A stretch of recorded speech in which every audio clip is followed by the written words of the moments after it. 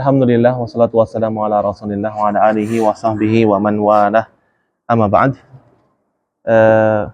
Alhamdulillah kawan-kawan semua yang semoga diberkahi dan dirahmati Allah Subhanahu wa taala. Pada pertemuan yang lalu kita telah membaca berapa surat? Surat apa itu?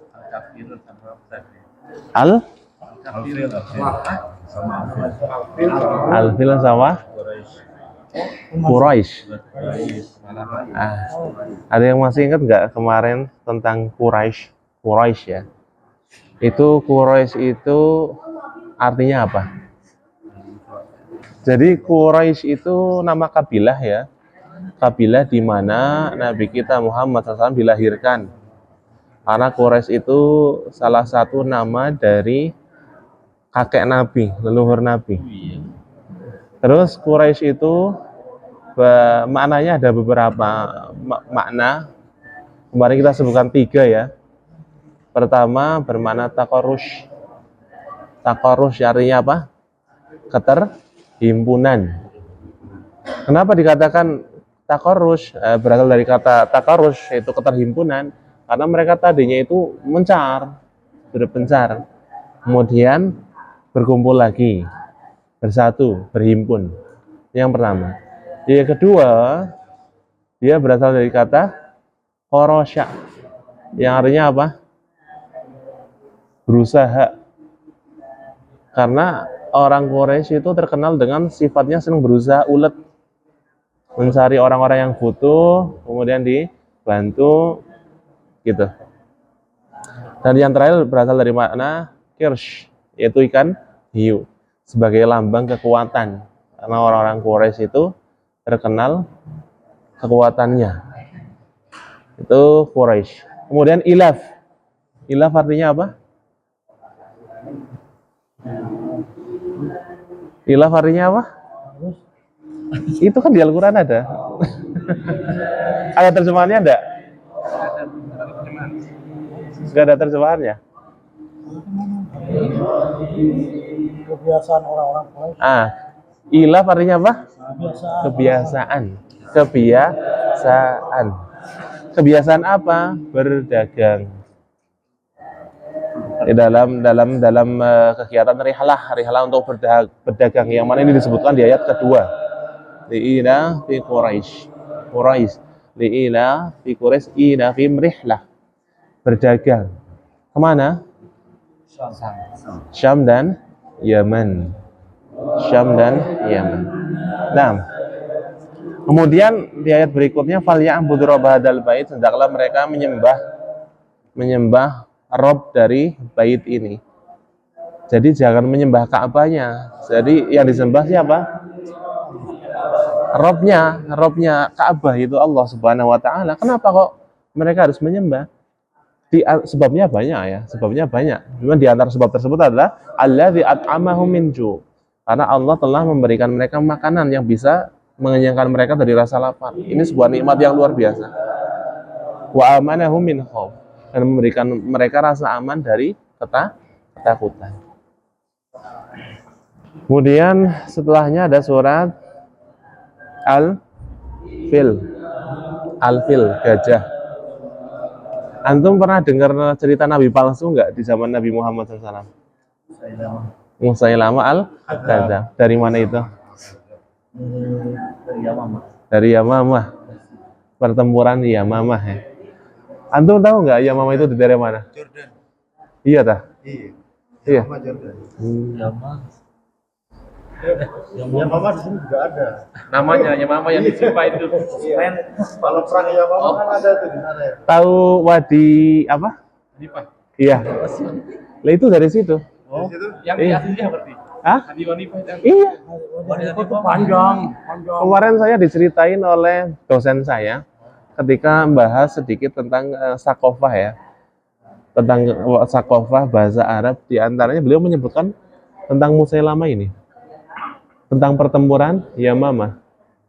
Itu beliau itu dari Wadi Abu Hanifah ya. Hanifah apa Abu Hanifah? Wadi Hanifah. Karena Musailamah itu kalau tidak salah dari suku itu katanya.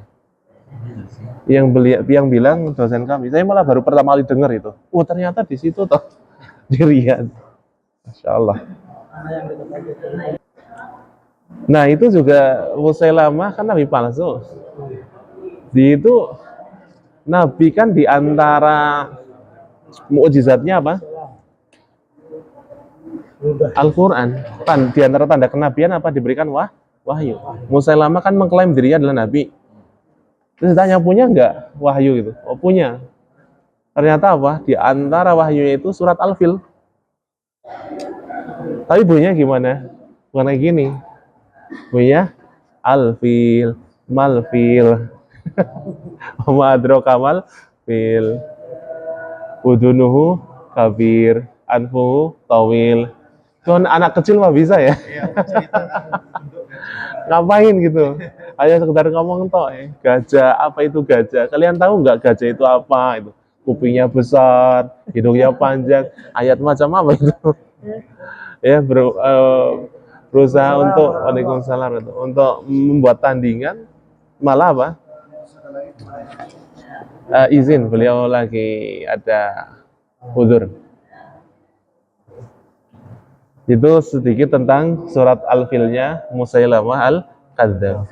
Nah, sekarang kita masuk ke surat Al-Humazah. Bismillahirrahmanirrahim. Bismillahirrahmanirrahim. Wailun.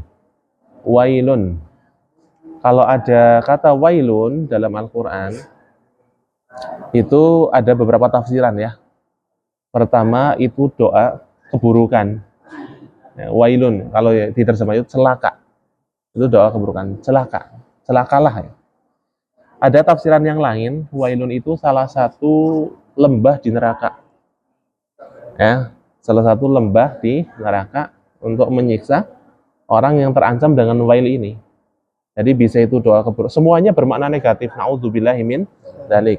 Yang pertama doa keburukan, yaitu ibaratnya kayak laknat gitulah, semacam laknat. Wailun lil mutaffifin, wailun likulli humazatil lumazah, dan wail-wail yang lain. Fawailun lil musallin, itu sama maknanya. Bisa berarti doa keburukan. Kalau kita terjemahkan celakalah itu. Bisa juga ada keterangan itu bahwa ini nama salah satu apa? Wadi, lembah di neraka yang digunakan untuk menyiksa mereka yang terancam dengan kata-kata wail ini. Di antaranya siapa yang kena ancaman wail ini? Kulli humazatin lumazah. Setiap, kalau diterjemahan itu pengumpat dan pencela ya. Sebenarnya kalau kita mau telisik lebih jauh makna perkatanya, ini ada arti spesifik ya. Memang tujuannya sama, untuk mengumpat dan mencela. Tapi caranya seperti apa?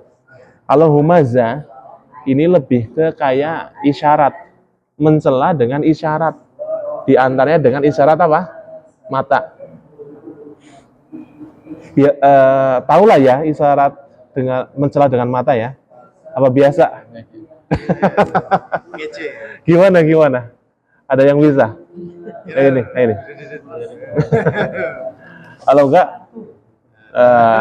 itu mencela dengan mata, ya, atau dengan isyarat yang lain. Ini namanya apa? Humazah, pencela yang menggunakan isyarat. Terus lumazah, ini pencela yang menggunakan kata-kata, lisan. Siapa mereka ini? Seperti apa karakternya? Allah ceritakan di ayat berikutnya, alladzi jama'a malan wa 'addada. Mereka adalah orang-orang yang sering ngumpulin harta. Tidak cuma berhenti di ngumpulin saja, tapi mereka juga apa? Wa 'addada, dan ngitung-ngitung. Kalau misalkan ngitung harta untuk evaluasi ya, berapa nih uang yang masuk, keuntungannya berapa gitu, rugi apa enggak, itu normal. Tapi kalau dihitung-hitung terus karena dia khawatir hartanya ada yang hilang, ada yang ngambil, ini yang nggak benar, nggak diinfakkan gitu. Ya. Jadi mereka yang ngumpul-ngumpul harta dan dihitung-hitung gitu. Untuk apa dihitung-hitung? Mending diinfakkan. Karena orang yang ngumpulin harta kemudian dihitung-hitung, pelit, nggak diinfakkan, bahkan ke diri sendiri saja pelit, apalagi untuk diinfakkan di jalan Allah Subhanahu Wa Taala, itu hartanya sia-sia, tidak manfaat. Ini pelajaran buat kita karena harta yang hakiki adalah harta yang diinfakkan di jalan Allah Subhanahu Wa Taala. Kenapa? Karena itu yang akan kita dapati kelak di akhirat. Harta kan cuma 3 macam, ya enggak? Yang kita makan, yang kita berikan buat anak-anak kita, istri kita buat makan, itu akan keluar. Jadi apa? Kita semua tahu. Kemudian kedua, harta yang diinfakkan di jalan Allah Subhanahu Wa Taala. Jadi itu adalah harta yang kelak akan kita petik di hari kiamat. Yang ketiga, harta yang nggak kita apa-apain.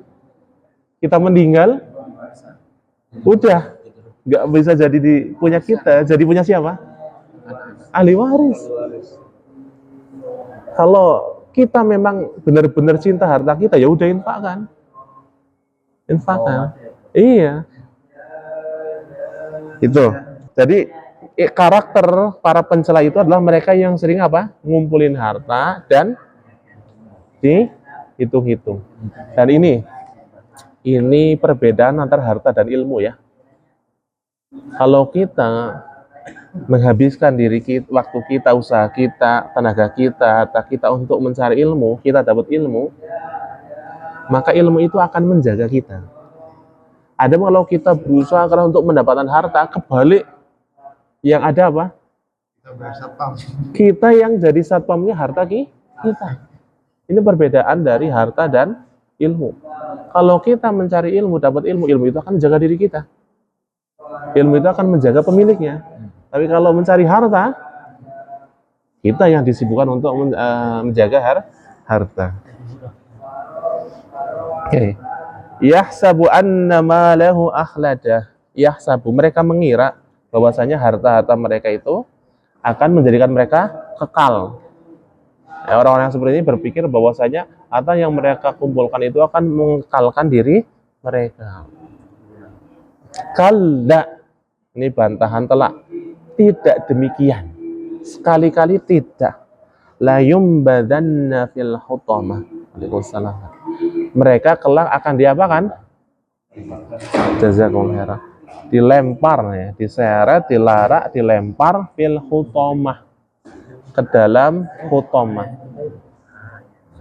Ini bisa dikatakan sebagai salah satu nama neraka ya. Tapi hutamah itu ya api yang menyala-nyala. Api yang menyala-nyala. Wa ma adraka mal hutamah? Kalian tahu enggak apa itu hutamah? Neraka hutamah itu apa? Kalian tahu enggak? Narullahil muqaddah, yaitu nerakanya Allah, api yang Allah buat, Allah sediakan, muqaddah yang menyala-nyala. Kalau bahasanya itu bulak-bulak. Allati tattali 'alal afidah, yang mana api itu ketika api itu kan kalau membakar dari mana? Luar ya. Dari bagian luar lah. Nanti lama-lama sampai langsung ke dalam ya. Kalau ini enggak, dia langsung ke dalam. Allati tattali 'alal afidah, api itu bakarnya langsung ke dalam sampai masuk ke dalam hati. Afidah. Dada-dada. Innaha 'alaihim mu'sadah. Sesungguhnya mereka itu mu'sadah. Apa itu mu'sadah? Apa itu mu'sadah? Ditutup. Nah, kayak presto. Itu di dunia ya. Itu di dunia. Bagaimana di akhirat? Yang tingkat apinya saja panas. Tingkat apinya saja udah berbeda lah. Ya panas, semuanya panas, tapi bedanya jauh banget. Jauh banget. Pernah lihat kebakaran enggak? Pernah? Gede enggak tuh? Mendekat panas enggak? Panas banget. Berapa meter udah panas banget. Itu api dunia belum ada sepersekiannya daripada api neraka. Waliyadzubillah. Waliyadzubillah.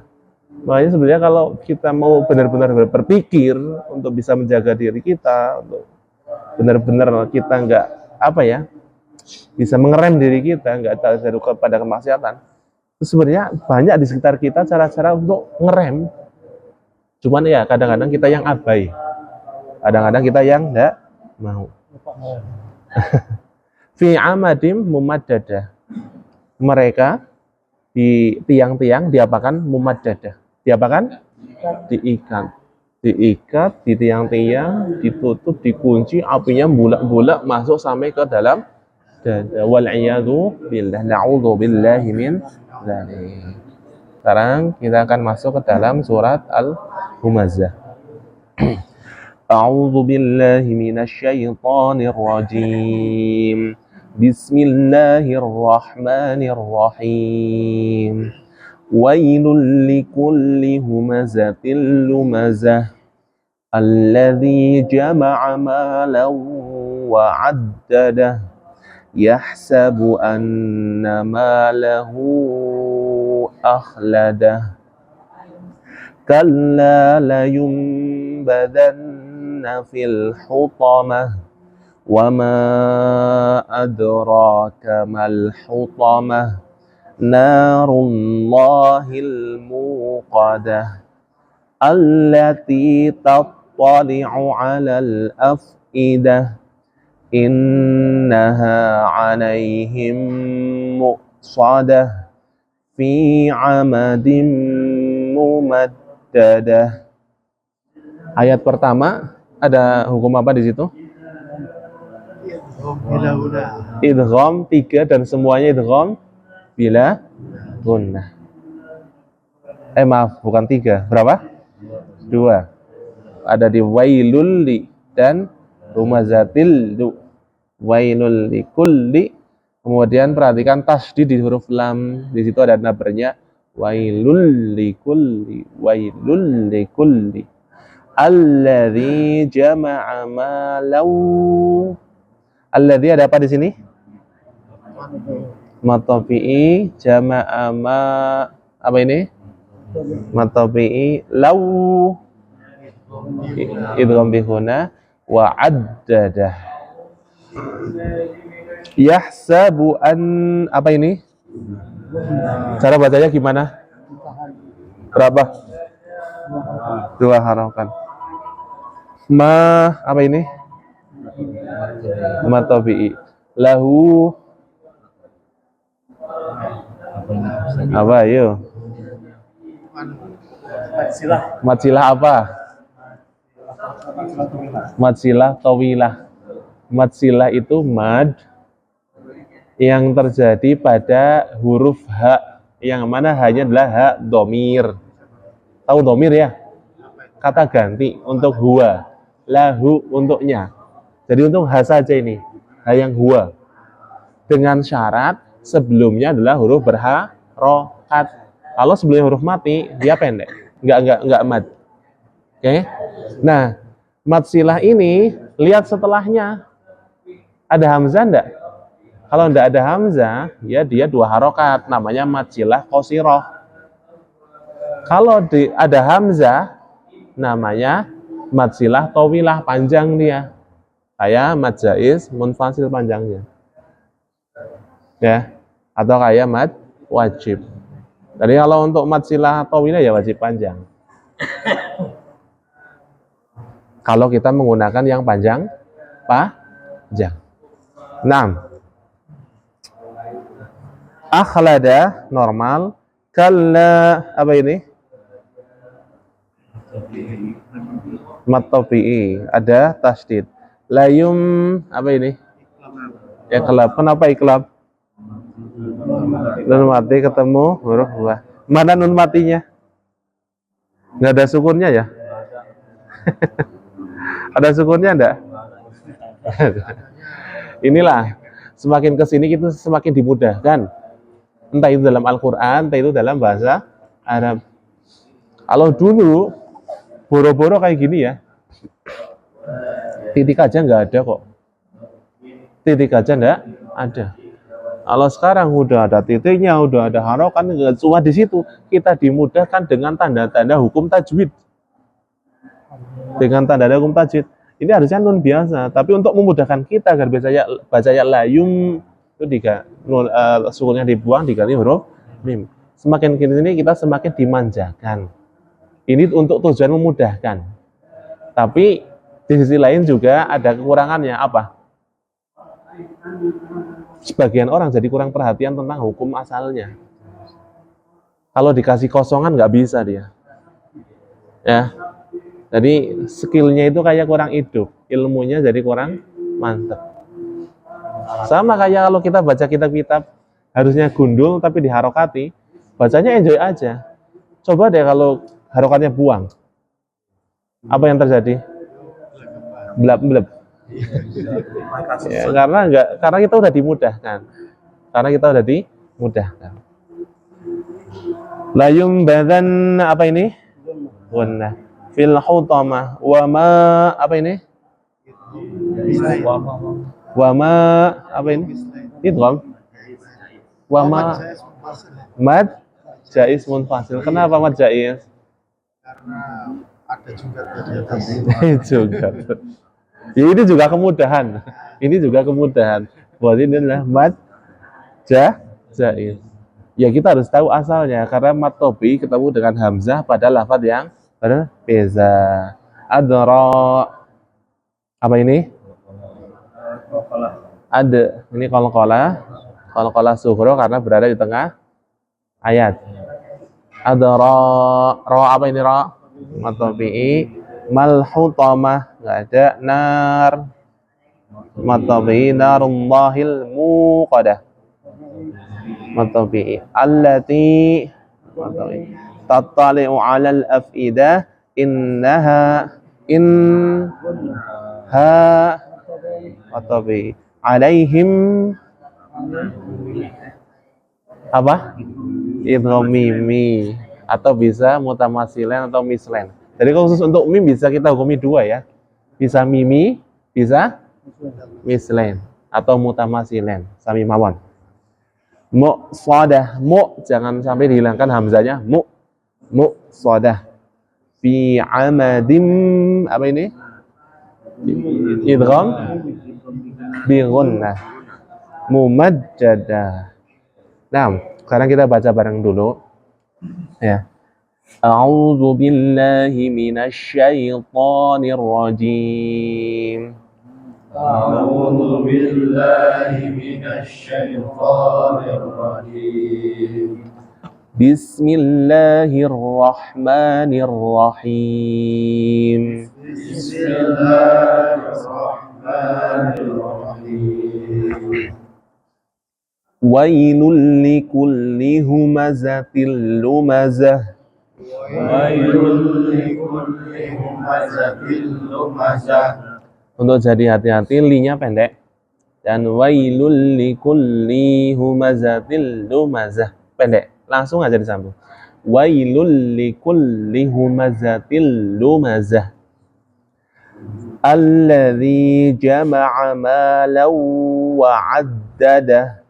الذي جمع مالا وعدده مالا وعدده مالا وعدده الذي جمع مالا وعدده الذي جمع مالا وعدده يحسب أن ماله أخلده يحسب أن ماله أخلده أن ماله أن ماله أخلده يحسب أن ماله أخلده يحسب أن ماله أخلده كلا لينبذن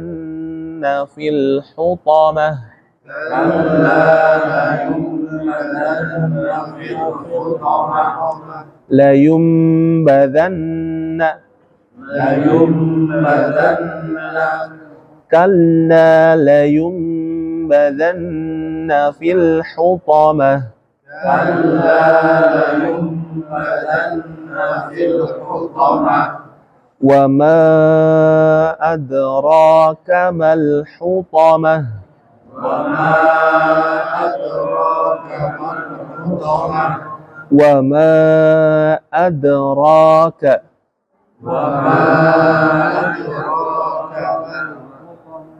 وما أدراك ما الحطمة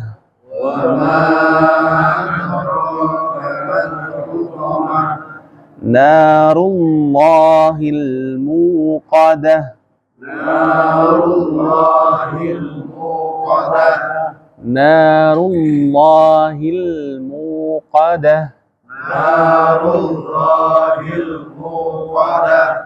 التي تطلع على الأفئدة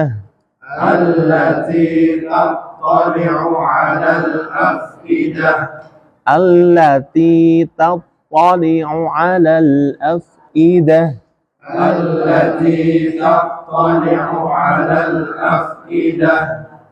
إنها عليهم مؤصدة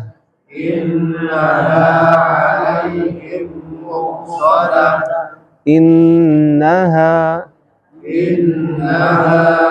عليهم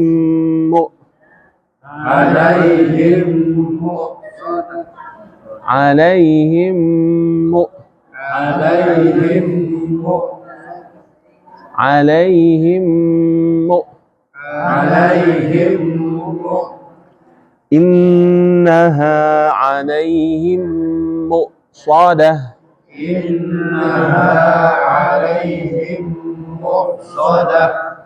في عمد ممددة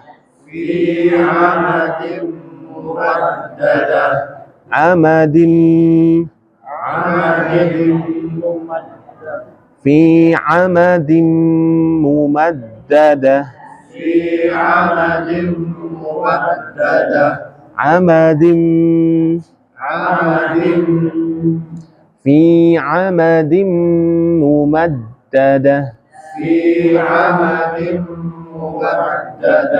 Untuk jenengan itu yang perlu diperhatikan itmamul harokat, terutama di A dan U. Tadi jadi A-nya itu lebih ke E, kayak Bismillahirrahmanirrahim Nirrahim. Jadi kesannya kayak harusnya A tadi itu termasuk U-nya juga. Enggak masalah kalau harus kayak gini. Ya udah kayak gini aja, tetap ganteng kok. Karena tadi di malahu kurang malahu. Itmamul harakat. Oke. Untuk malahu dipanjangin aja. Malahu akhladah. Malahu akhladah. Kemudian untuk pengucapan huruf itu kita harus apa ya bahasanya ya? Sempurna. Kalau orang sini bilang itu harus musyba. Mantep. Meskipun dia sukun. Hutamah. Kalau kita ngucapin ha gimana ha? Ha. Maka ketika sukun ya hutamah.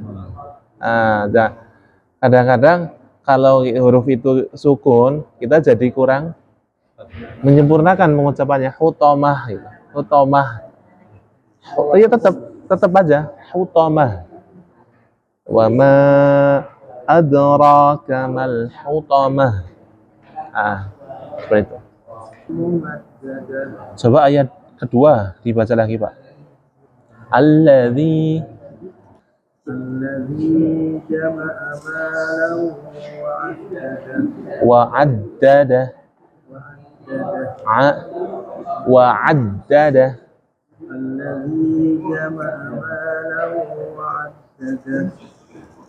Oke. Kita kan udah sepakat ya. Untuk mad jaiznya kita baca apa? Panjang ya? Panjang, 4 atau 5. Untuk mad silah tawilahnya juga kita samakan kayak mad jaiznya. Malahu akhlada. Itu aja paling. Oke. Masih apa? Itmamul harokat. A, I, U. A dibuka. Kayak waktu kecil. Mana coba A? Gitu. A, I-nya, rahangnya tarik ke bawah. I, U, itu. Ya, di itmamul harakah. Ha di hutamah. Hutamah. Hutamah. Hampir rata-rata tadi ha yang di hutamah itu ke bawah kayak ha. Nggak tahu ya, karena mungkin keseret ha di depan atau gimana, tapi tetap harus diperhatikan itu. Hutamah. Itu aja. Barakallahu fikum. Allahu taala a'lam bissawab. Wassallallahu ala nabiyina Muhammadin wa ala alihi wasallam. Bismillah. Assalamualaikum warahmatullahi wabarakatuh.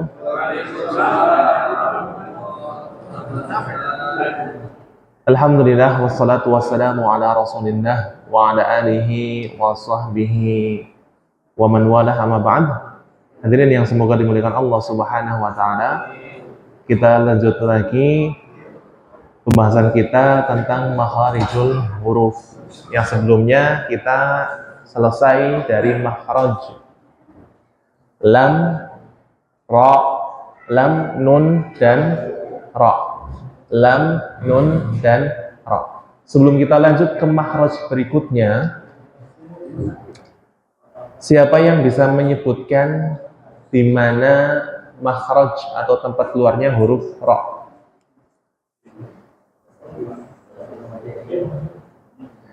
Angkat tangan dulu, terus sebutkan. Ujung lidah dengan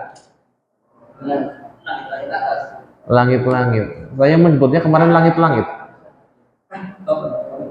Saya kemarin menyebutnya langit-langit bukan? Bukan. Oh,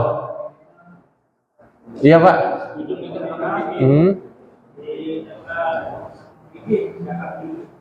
Apa namanya? Apa namanya? Hah? Gusi. Silakan.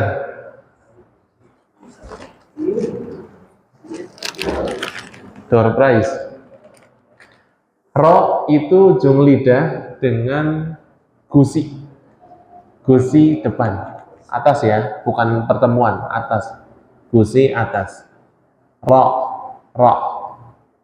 Kemudian siapa yang bisa menyebutkan makhraj lam? Lam. Kayak Pak Tajudin. Langit-langit mana? Langit atas. Oh ini. Ya. Lo, atas.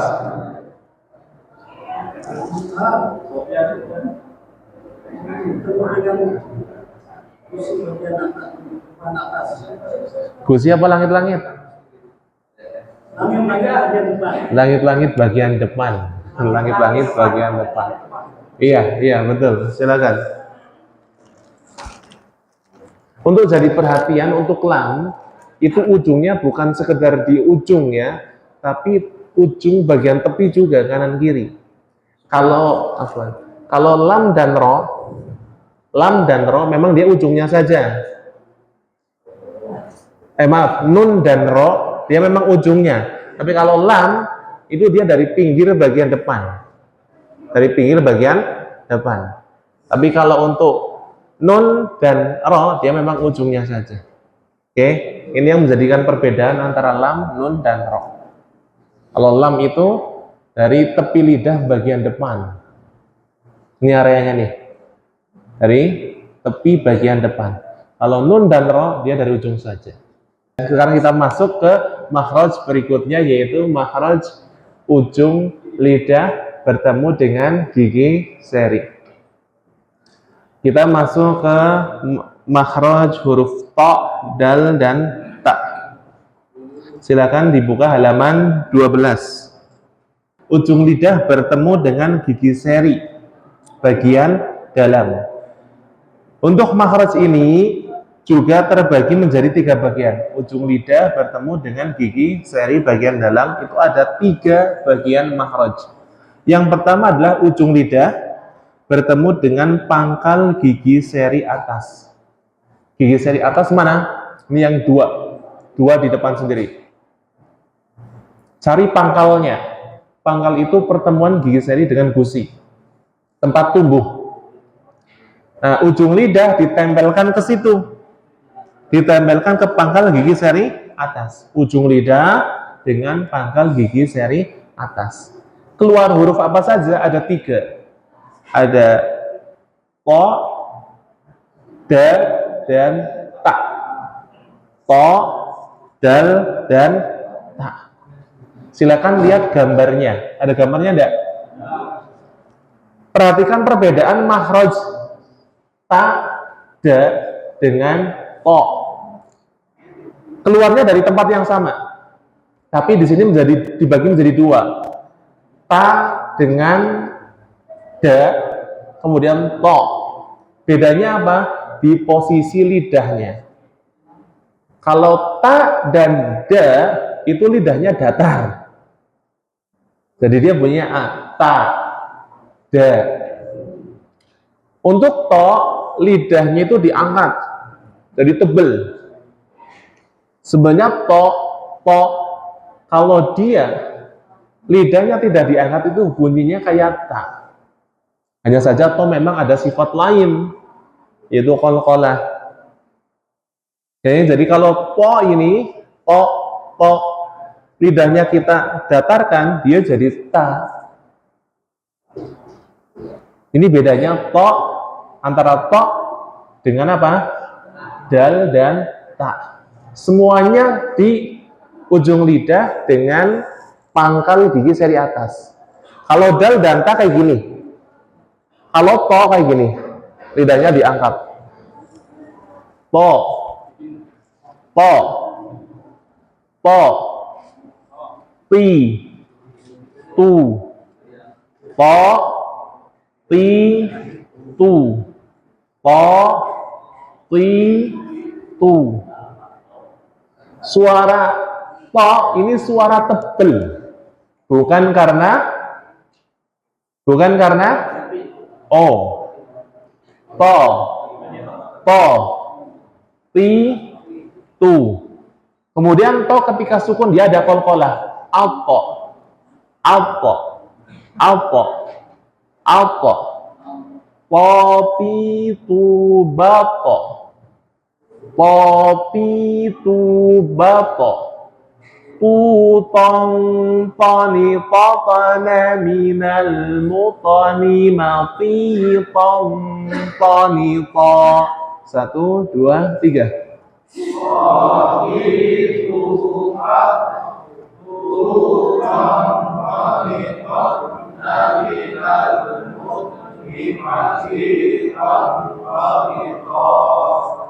To ketika sukun dia ada sifat qalqalah kembali.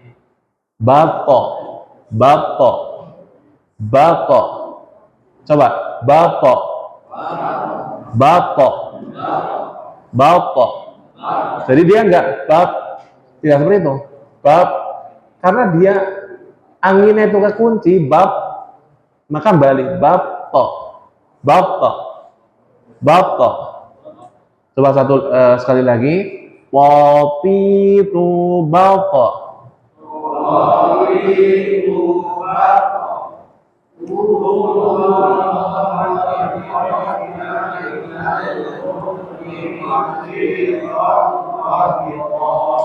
Sekali lagi, 1, 2, 3.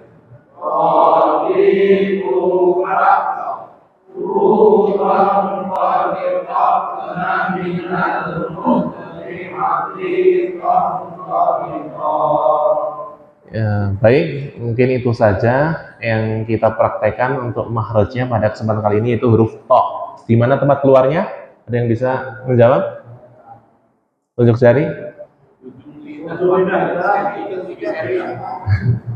Tunjuk jari lah. Oke, Pak Agus, Pak Agus. Ujung lidah dengan pangkal gigi seri atas. Semoga Pak Agus. Jumat berkah. Untuk huruf yang lain kita lanjutkan pada pertemuan berikutnya insyaallah taala. Wallahu taala a'lam bishawab. Shallallahu ala nabiyina Muhammadin wa ala alihi wa sahbihi wa barakallahu.